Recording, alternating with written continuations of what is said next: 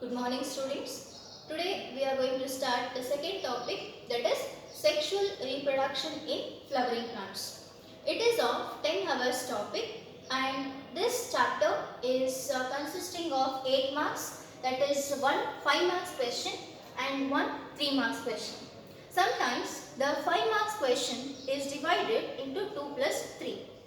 Now we are going to start the concepts present in this topic. First we have to see what all concepts are there in this topic. Then we will start in detail. The very first concept, that means synopsis, what we are going to say. The very first concept is flower, a fascinating organ of the angiosperms. Then the second concept what we are going to see is pre-fertilization events and structures. The third is double fertilization. Fourth is post-fertilization event and structure. And the fifth one is apomixis and the polyembryony. These are the concepts what you are going to read in this topic. Now students, we are going to start the first concept, that is a flower, a fascinating organ of the angiosperms. You people have studied in the PUC first year the morphology of the flowering plants topic. In that topic, you have noticed the flower concept. So once again a brief revision of the flower concept we are going to do here.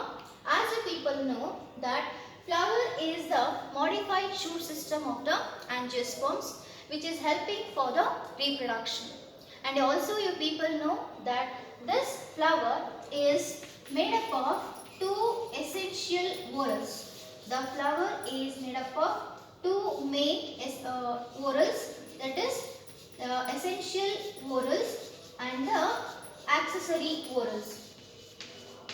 The essential whorls and the accessory whorls. Now students, essential whorls are those whorls which are helping for the reproduction, whereas accessory whorls are those whorls which instead they do the protection, pollination and even the photosynthesis, but they are not helping for the reproduction. Now we are going to see what are those essential whorls which are helping for the sexual reproduction. That is, you people know already the androecium and the gynoecium. Okay, it is the androecium and the gynoecium, and the accessory whorls are also called as non-essential whorls. Accessory whorls are also called as what? Non-essential whorls. And here we are going to see the three types, that is the calyx, corolla and the perianth. The calyx, corolla and the perianth. So these are the technical names. The calyx, corolla and the perianth are the technical names, whereas commonly we are calling them as the sepal, petal and the tepal. So tepal usually we are going to see most in the monocotyledons. Now these flowers, we are going to see that the flowers are the fascinating organ and they are having a invaluable aesthetics. They are used in the festivals. They are used as a feeling of love and affection. So many importance of flowers is there. Okay, so that how it is developed in the plant body and what are the hormonal changes occurs in the plant body for the development of the flower. All these concepts we are going to see here. Now coming to the concept of the flower, the diagram of the flower, if we see, these are the parts of the flower. So here pedicel comes here, the stalk of the flower is called as pedicel, and we are going to see, as I have already told you, that two main essential whorls are there, that is androecium and the gynoecium. So androecium is the male gametophyte and gynoecium is the female gametophyte. What is androecium here? Male gametophyte. And what is gynoecium here? Female gametophyte. Now students, the androecium, as I have started the androecium here. So androecium is consisting of following parts. Androecium is consisting of following parts, that is the anther. So anther we are going to see, and here we are going to see the filament. Anther and the filament. So as people here in the diagram you can see here, anther is there and here you can see filament. Long stalk like structure is called as what? Filament, and the two lobed structure is called as what? anther, and it is called as dithecus. Okay, dithecus anther you are going to see here. Okay. Now next is we are going to see the gynoecium. So gynoecium is a female reproductive part, as you people know, and this gynoecium is consisting of three main parts, that is ovary, style and the stigma. These are the three main parts of the gynoecium. So ovary is consisting of ovule, and the ovarian chamber is called as what, locule, and the long slender tubular shaped structure is called as style, and here we are going to see the stigma as the acceptor of the pollen grain. Okay, it is the accept, when the pollen grain is going to sit over here, it is going to accept by the chemical bonding, it is going to accept the pollen grain. So it is the stigma. Okay, so these are the essential whorls what we have seen here. Now we are going to see non-essential whorls, that is sepal, petal. So here sepal is also called as what, calyx, which is a small greenish leaf-like structure, and it is helping for the photosynthesis. Since it is a greenish in color, it's helping for the photosynthesis. And petals are the colored leaf-like structure which are attracting the insects, and they are helping for the even for the pollination also. So this is the brief introduction of the flower and as a fascinating organ of the plant body, or the angiosperms. So mainly the angiosperms plus point is it is consisting of the flower, where we are going to see so many uses further, and they are going to produce the fruits and the seeds. So it is a brief introduction of the flower. Now let us start the pre-fertilization events and structures. In the pre-fertilization events, we are going to see the parts of the flower in detail. That means how the male gametophyte has been developed, how the female gametophyte has been developed, and how the process of pollination occurs, that we are going to see in the pre-fertilization events. So students, see here, it is the structure of the androecium. As I have already told you that androecium is the male gametophyte, which is consisting of following parts. So it is the stalk of the androecium, stalk of the anther, we are going to say that is the filament. So totally the whole concept, the whole structure is the androecium. In that the parts are there. So lobed structure or the chamber-like structure, what we are going to see, they are called as what, anther lobes or anther we are going to see, and they are of dithecus. Anthers are of bilobed structure and they are dithecus. Now we are going to see the filament. Filament is the long slender tubular shaped structure which is giving the support to the anther lobe, and those anther lobes are connected by a layer called as connective. Connective is the layer which is going to connect the anther lobes, and inside the anther lobes or inside the anther we are going to see the pollen grains. So pollen grains are the small spherical shaped structure which are called as microspores. Now students, if we take the transverse section of the anther, the four-lobed structure will come. Since it is a bilobed structure, the anther is going to have the four-lobed structure here. Okay. So here you can see the four lobes, and the structure is having the following parts. The structure of the anther is having the following parts. First, the part is epidermis. The first part is the epidermis. Epidermis is a layer which is doing the protection of the inner parts. What is epidermis here? It is the layer which is doing the protection of the inner parts. That is the first layer, which is the outermost layer we are going to say. Epidermis is the outermost layer which is doing the protection of the inner part. The very second layer is endothecium. Endothecium is the layer which is helping for the dehiscence. It is hygroscopic in nature and it is helping for the dehiscence. Now what is the meaning of the dehiscence? That means opening by themselves. Okay, it is going to absorb the moistureness from the atmosphere and it is going to open by themselves. That is the function of the endothecium. What is the second layer? Endothecium. It is the layer which is helping for the dehiscence and it is hygroscopic in nature. The very third layer is middle layer. So middle layer is the part which is connecting the endothecium and the tapetum. What is the middle layer here? It is the part which is connecting the endothecium and the tapetum. And students, the fourth layer what we are going to see is the tapetum. Now what is this tapetum or tapetum? Tapetum is a cell, they are the tissues what we can say. These are the tissues which are helping for the development of the pollen mother cells by providing the nutrition. The nutrition is going to give to the pollen mother cell.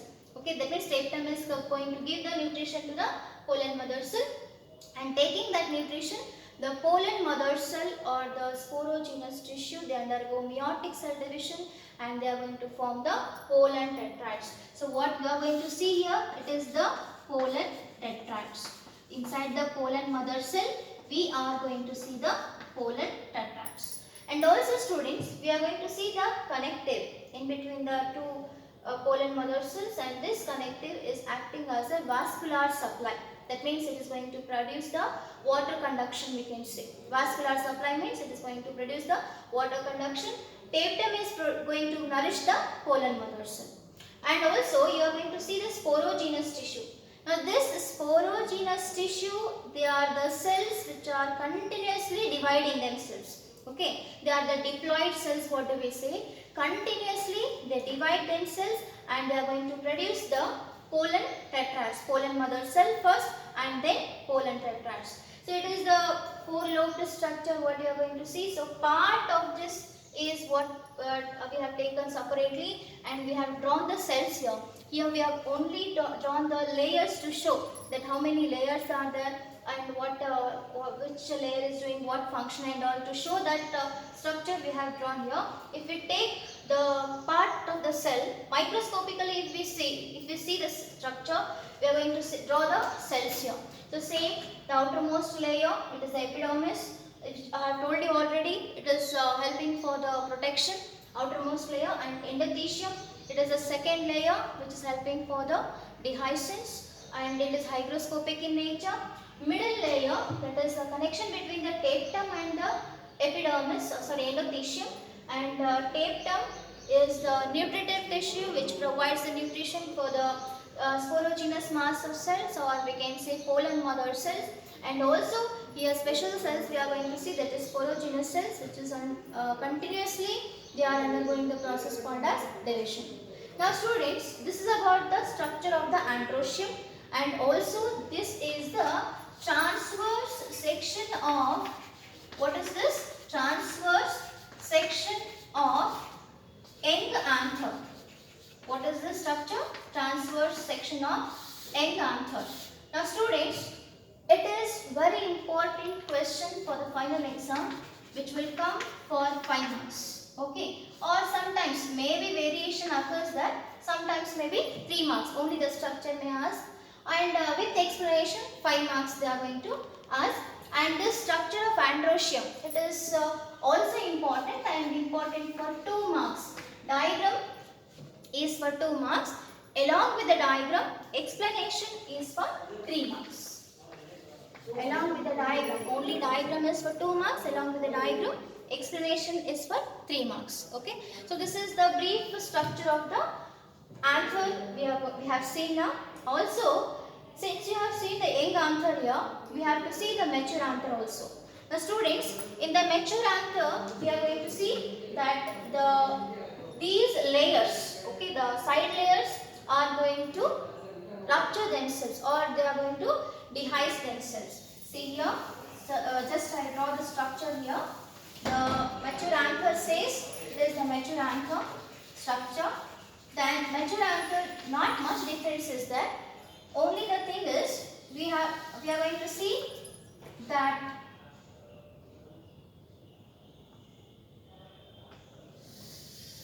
there is a rupture of the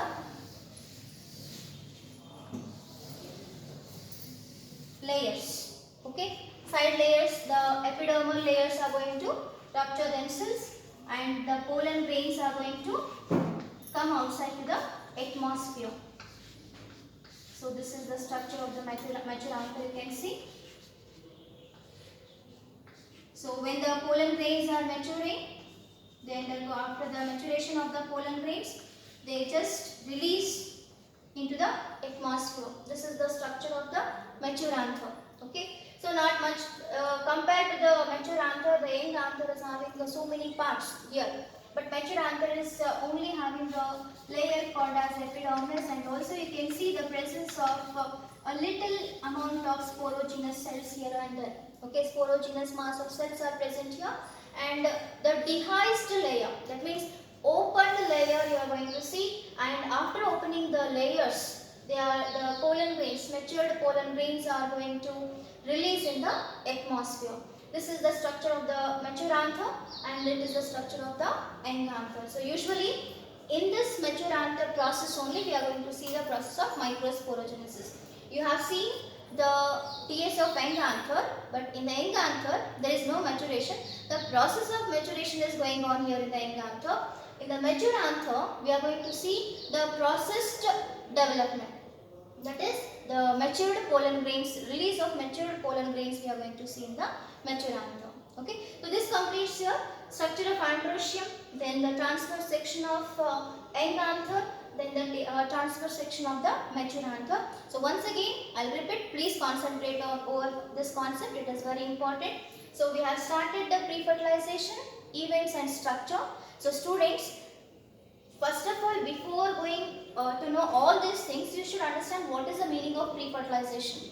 Pre means before or first we can say. Okay, pre-fertilization means the events which occurs before fertilization.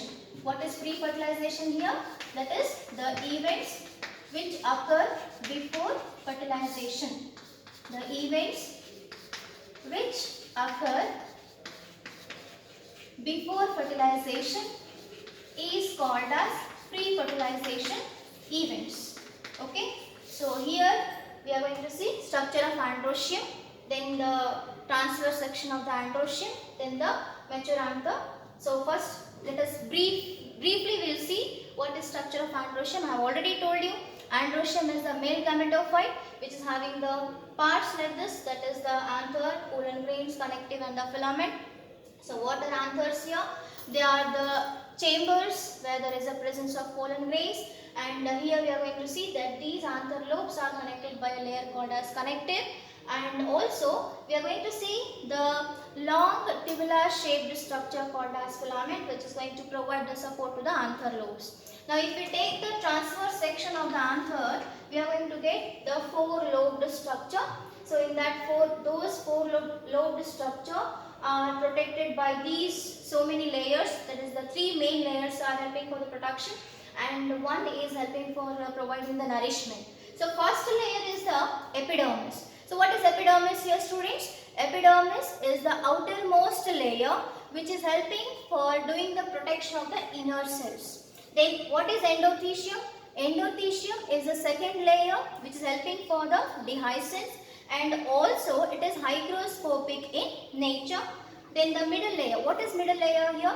Middle layer is the connection between the tapetum and the endothecium. Now what is this tapetum? Tapetum is the layer which is providing the nutrition to the pollen mother cell, and this pollen mother cell is developed by the sporogenous tissue. This sporogenous tissue continuously they undergo the process called as division, and then they are going to produce the pollen mother cell. Further pollen mother cell undergo meiotic cell division and produces the pollen tetrads. Now this is, and also we are going to see the connective. Connective is the layer or the tissue which is providing the vascular supply to the all pollen mother cells. So part of the structure we have seen microscopically, that means we have taken the structure microscopically. So here you can see the cells, epidermis here you can see, endothecium you can see, middle layer you can see, tapetum is the sporogenous tissue, and this sporogenous tissue continuously they undergo the process of division and they produces the microspore mother cell. Okay, and this microspore mother cell, as I have already told you, that they are also called as pollen mother cell. Okay, microspore mother cell are also called as what? Pollen mother cell. Okay, so this is about the structure of the transverse section of young anther, which is important for 5 marks or 3 marks. Now after that we have to see the transverse section of mature anther also. So in the mature anther we are going to see that the layers are going to dehisce themselves after the maturation of the pollen grain. When the pollen grains are completely mature, the pressure is created inside the young anther, that means inside the cell cytoplasm of the anther, and then with that pressure the layers are going to rupture. So this is the structure of the mature anther. It is also very important for 5 marks. So this one and this one is important for 5 marks. Now let us start the process of microsporogenesis. The microsporogenesis definition says that it is the process of formation of microspores or pollen grains by the pollen mother cell through meiotic cell division. Once again I will repeat. Process of formation of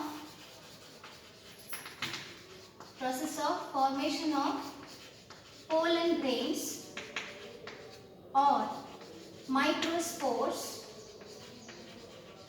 from pollen mother cell through meiosis is called as microsporogenesis. Understood the definition, students? It is very important for 1 mark. See, once again I will repeat the concept of 1 mark. See here, the process of formation of microspores or pollen grains from the pollen mother cell through meiosis is called as microsporogenesis. Now in this, what happens? What we are going to see? In this, we are going to see how the pollen grains are developed here. Okay. Now that process starts from the homogeneous mass of cells. Now what is the meaning of homogeneous? It is same type of cells what we say. Homogeneous mass of cells which are diploid in nature, which are called as archisporial cell. So these archisporial cells are the homogeneous mass of cells which undergo division process, and when they, after undergoing the division, they form the 2 types of cells. One is called as parietal cell and the other one is called as sporogenous cell. One is called as parietal cell, other one is called as sporogenous cell. Now students, parietal cell, what they do? They continuously undergo the process of cell division and they are going to form the 4 layers, all the 4 layers. The parietal cell undergo continuous cell division. They are going to form the wall layers, we can say, or 4 layers or wall layers, anther wall layers. That is epidermis, endothecium, middle layer and the tapetum. Actually tapetum is considered as a nutritive layer, but it has been developed from this cell only, parietal cell. Okay. Then next is sporogenous cell. These sporogenous cells, since they are diploid in nature, they undergo mitotic cell division and they are going to produce the pollen mother cell. So usually all these cells are diploid in nature only. But here what happens? Sporogenous cell undergo mitotic cell division. They are going to produce the pollen mother cell, and these pollen mother cells, they are also called as microspore mother cell. The pollen mother cell is also called as microspore mother cell. They undergo meiotic cell division and they start producing the pollen tetrads. Now tetrads means in one structure we are going to see 4 pollen grains before maturation, and those pollen grains are covered by a layer called as callus. Okay, so before maturation, while formation, after the formation of the pollen tetrads means single haploid pollen grain structures have been covered within a group. So that group or pollen tetrads are covered by a chemical structure called as callus. Okay, and as the maturation of the pollen tetrads are going to occur, that callus layer is going to disintegrate by themselves and they are going to open, that means they are going to produce the pollen grains which are haploid in nature. The pollen grains are the haploid in nature, and these pollen grains are also called as what? Microspores. So once again I will repeat this concept, and this whole concept, once again it is very important for 5 marks. Okay, the 5 marks concept is this. What is microsporogenesis? That is the process of formation of pollen grains or microspores from the pollen mother cell through meiosis is called as microsporogenesis. The definition is for 1 mark. And this microsporogenesis process, complete process along with this chart, complete process is for 5 marks.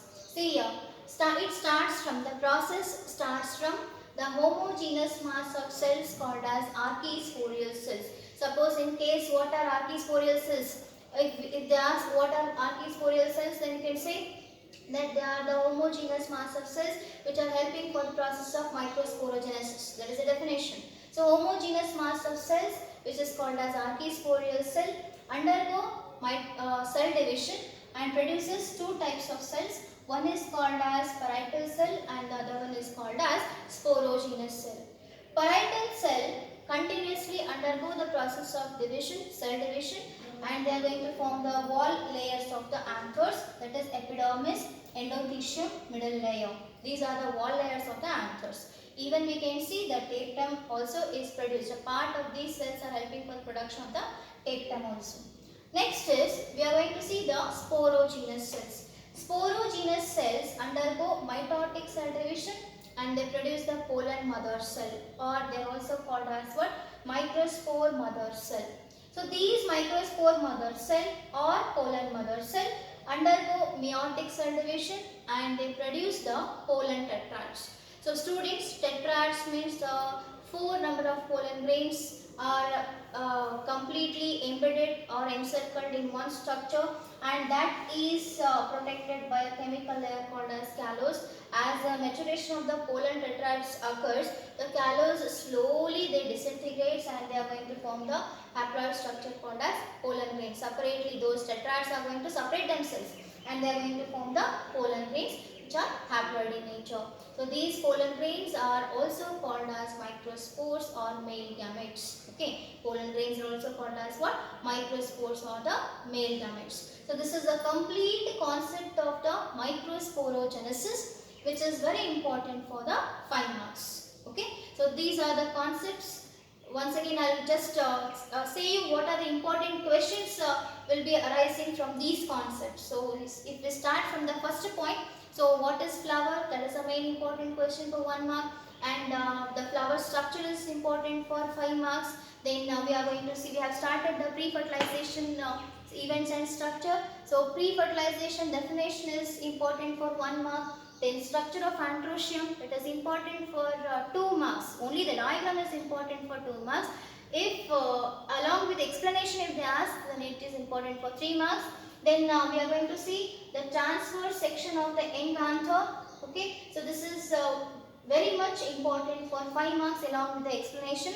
If they ask only diagram, then it is very important for 3 marks.